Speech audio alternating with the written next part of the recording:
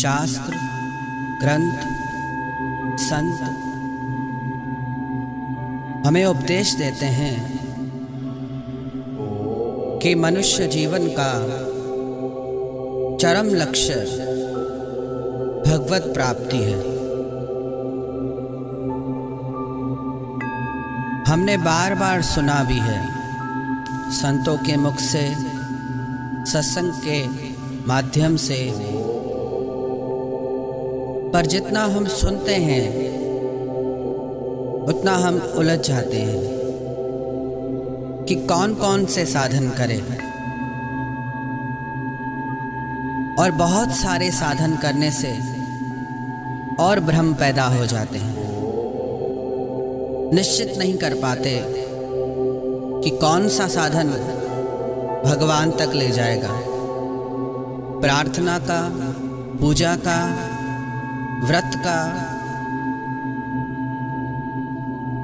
साधक की समझ में चाहे और कुछ आए न आए, भगवान को अपना मानकर यदि वो भगवान नाम जप शुरू कर दे तो उसकी गति भगवान में ही होगी। भगवान का नाम जप और उनका कीर्तन इस कलयुग में पापों से रक्षा करके उद्धार करने वाले हैं। हम नाम जप में आगे बढ़ रहे हैं, उसका पता कैसे चले? यदि हमारा नाम जप छूटे नहीं, हर दिन बढ़ता जाए,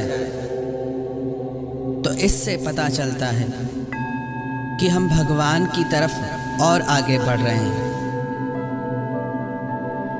यदि नाम जप करने में मन न भी लगे, रस न भी लगे, तो भी नाम जप करते रहें, क्योंकि नाम के जप से ही नाम जप में रुचि बढ़ती है, रस बढ़ता है। और ये ऐसा साधन है कि ज्ञानी, अज्ञानी, विद्वान, मूर्ख, भक्त, अभक्त हर कोई इस साधन को कर सकता है। और सरल से सरल साधन है, बस अपनी वाणी के द्वारा भगवान के नाम का उच्चारण करना है। भगवान के नाम में और भगवान में कोई भेद नहीं।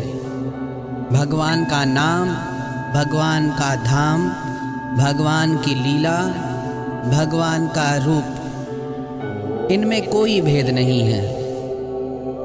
जैसे भगवान सबको पवित्र करने वाले हैं, वैसे ही उनका नाम सबको पवित्र करता है। एक व्यक्ति था जिससे ब्रह्म हत्या का दोष बन गया। पुराने समय में जब किसी से ब्रह्म हत्या का दोष बनता था तो उसे द्वार द्वार पे जाकर ये कहना पड़ता था कि मैं ब्रह्म हत्यारा हूँ, मुझे भिक्षा दो, क्योंकि ऐसे व्यक्ति को कोई भोजन भी नहीं देता था, भिक्षा भी नहीं देता था।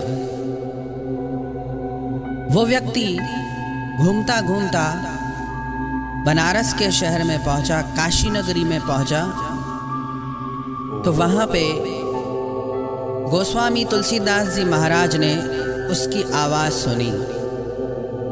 वो कह रहा था कि राम राम, मैं ब्रह्म हत्यारा हूं, मुझे भिक्षा दो। सबने सुना, पर किसी ने उसे भिक्षा नहीं दी। गोस्वामी तुलसीदास जी महाराज ने जब ये सुना तो वो उसे अपने घर ले आए, उसे भोजन दिया, उसे विश्राम कराया।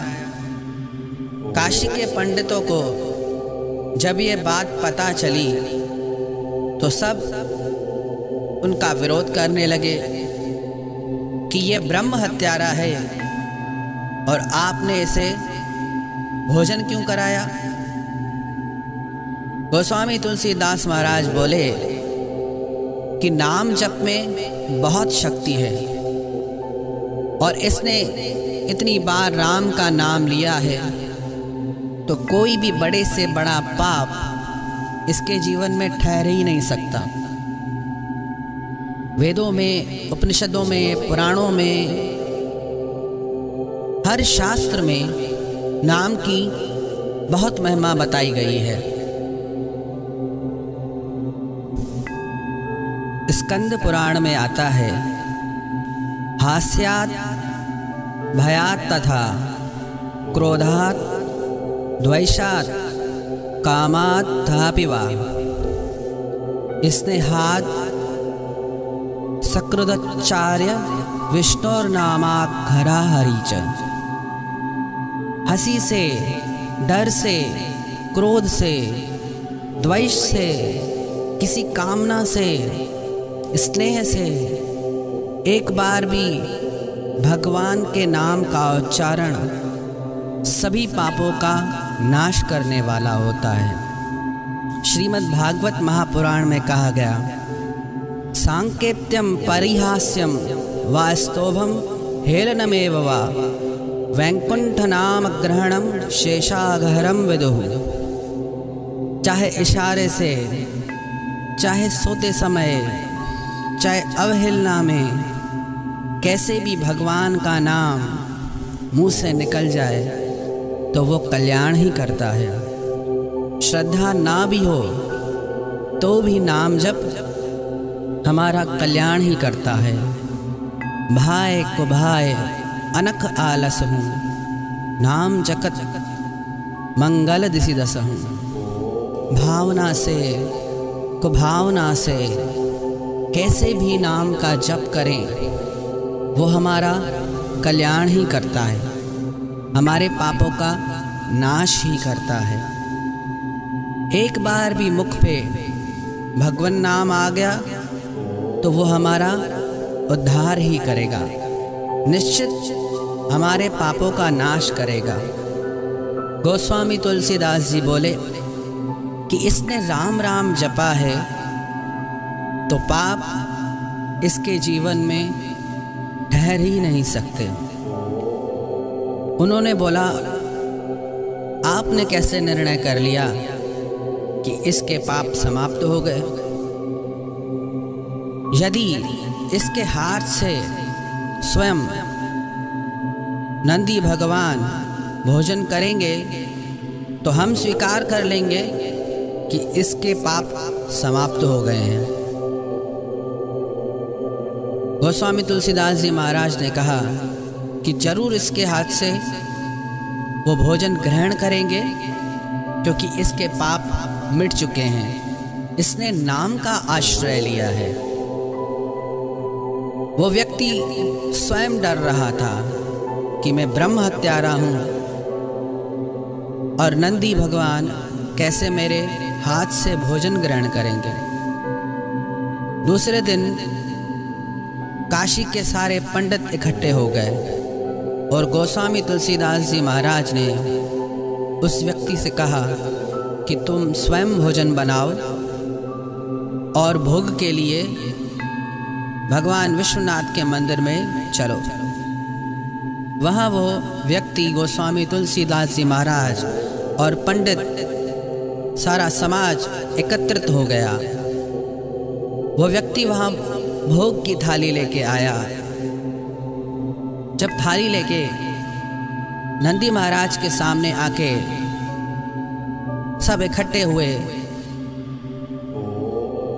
तो गोस्वामी तुलसीदास जी महाराज ने नंदी महाराज के कान में कहा कि आप जिन भगवान शिव के भक्त हैं, वो भगवान शिव जिस राम नाम को निरंतर गाते रहते हैं, जपते रहते हैं, उन राम के नाम की आपको आज आन है।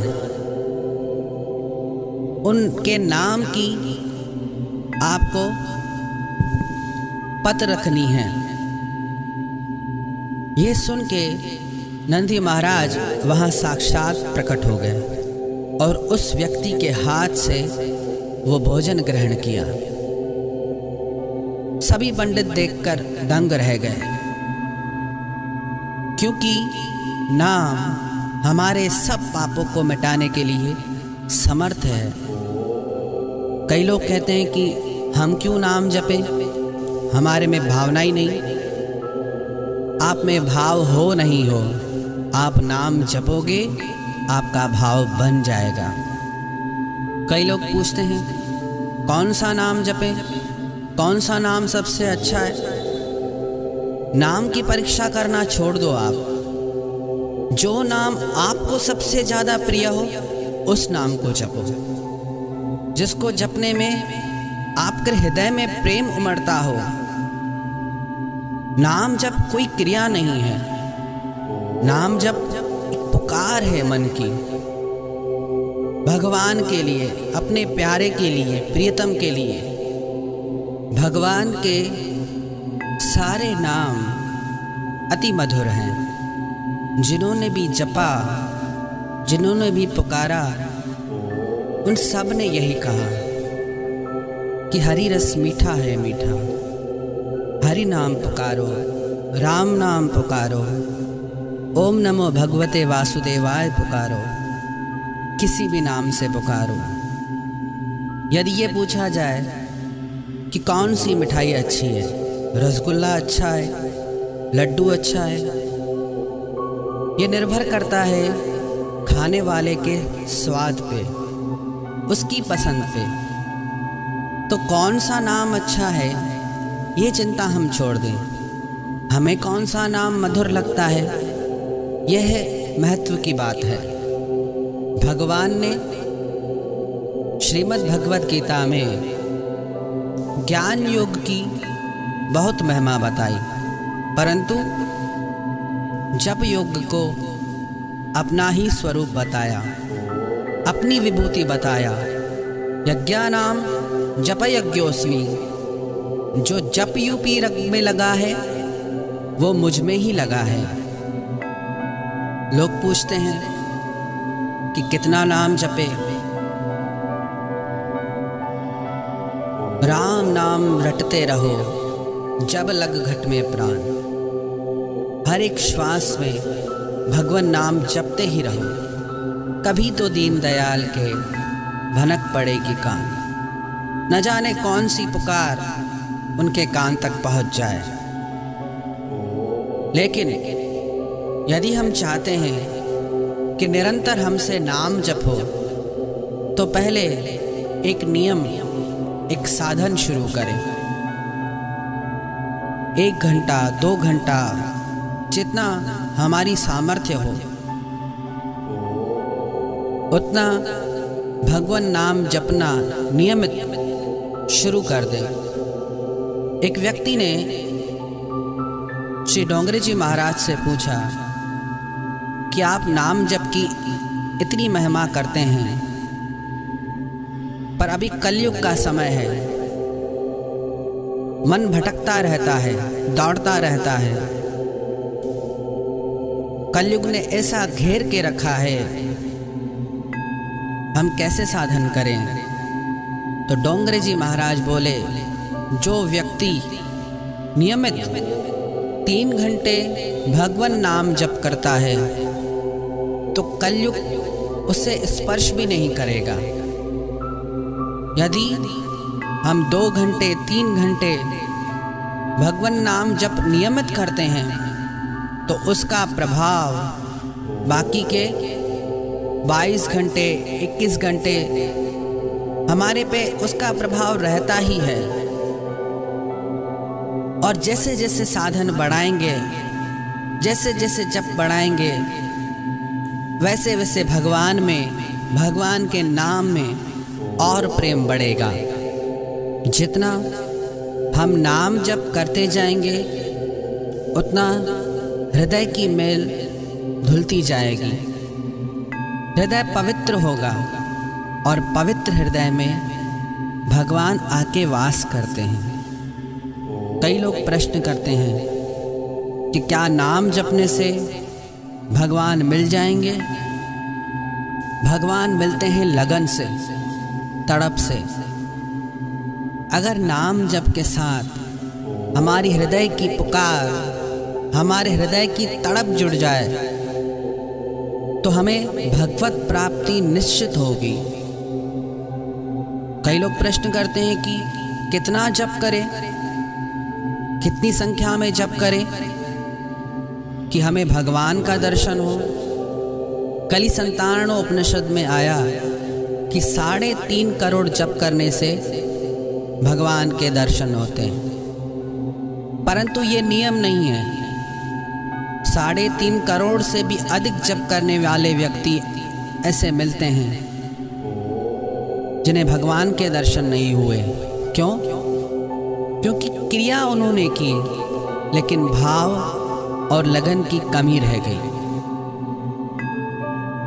यदि पूरे प्राणों से, पूरी तड़प से, पूरी व्याकुलता से भगवान का नाम पुकारें तो वो एक पुकार को भी सुन लेंगे, एक नाम पे भी दौड़े चले आएंगे। श्रीमद् भागवत में ग्राहा और गज का प्रसंग आता है। गज ने आधा नाम पुकारा और भगवान प्रकट हो गए।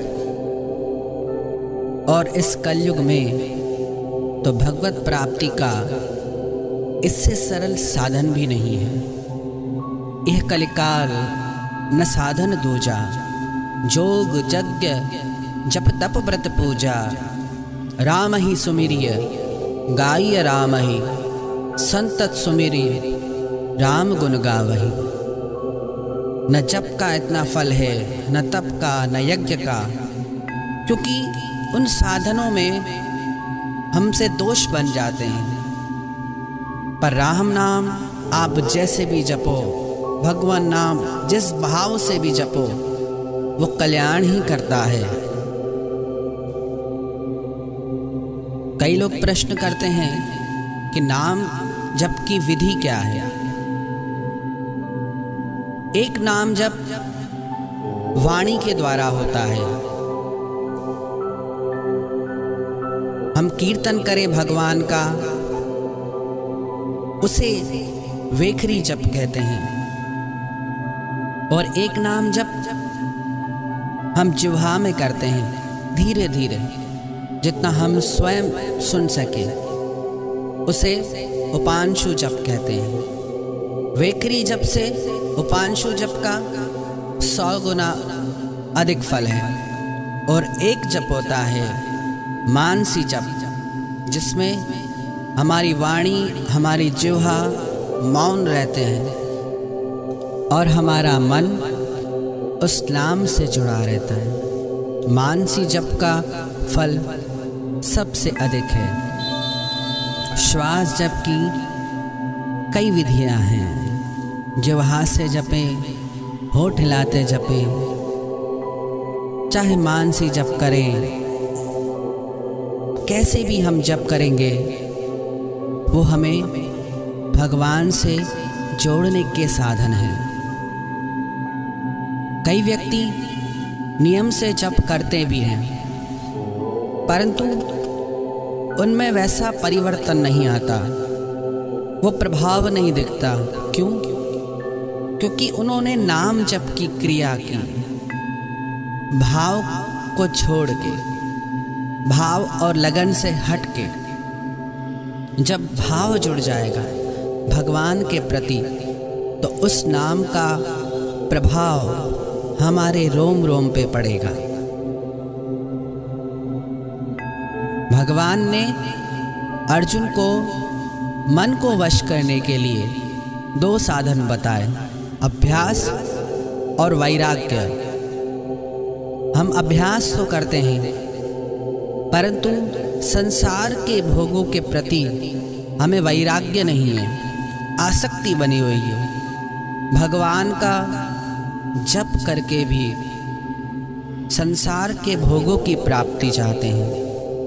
पर यदि सिर्फ भगवत प्राप्ति उद्देश्य बन जाए तो हर एक नाम हमें भगवान से जोड़ने के लिए समर्थ है। यदि बिना भाव से भी जप किया गया वो भी हमारा निश्चित ही भला करेगा। 4 चोर थे। उन चारों ने चोरी करने के लिए एक योजना बनाई थी कि हम भगवान का नाम पुकारेंगे जैसे किसी व्यक्ति को हम पे संदेह नहीं होगा। पहला चोर कहता था कि नारायण नारायण, अर्थात सावधान हो जाओ, कोई आ रहा है, उसे लूटना है। दूसरा कहता था दामोदर, कि इसके पास दाम है, पैसे हैं। तीसरा बोलता था वासुदेव, इसको बांस के डंडे से मारो, बेहोश करो। और चौथा कहता था हरिहर, इसका धन लूट के यहाँ से जल्दी भाग जाओ। रोज का इनका नियम था नारायण, दामोदर, वासुदेव, हरिहर। एक दिन ऐसा हुआ कि इन्होंने भगवान का नाम पुकारा। पहला बोला नारायण, दूसरा बोला दामोदर, तीसरा बोला वासुदेव, चौथा बोला हरिहर। जिस पेड़ के पीछे छुप के इन्होंने ये नाम उच्चारण किया, उस पेड़ के ऊपर बिजली गिरी और इन चारों की तत्क्षण मृत्यु हो गई। इधर से यम के दूत उन्हें लेने आ गए और उधर से भगवान के पार्षद आ गए। यम के दूतों ने कहा कि इन्होंने जीवन भर चोरी की, तो आप यहाँ पे क्यों आए हैं?